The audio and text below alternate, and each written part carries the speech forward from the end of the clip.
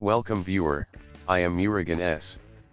This video tutorial describes how to send messages to other computer on LAN using command prompt. Type CMD in Windows search bar. Right-click Run as administrator.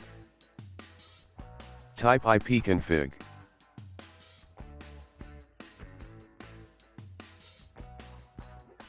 Find other computer IP address.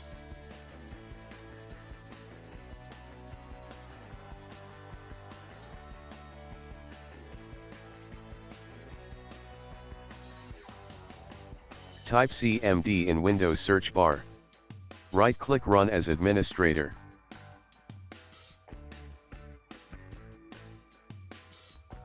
Type MSG space star space /servercalan.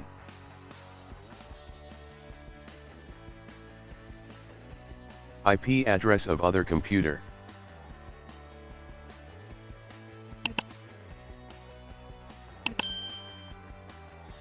Type message with double quotes.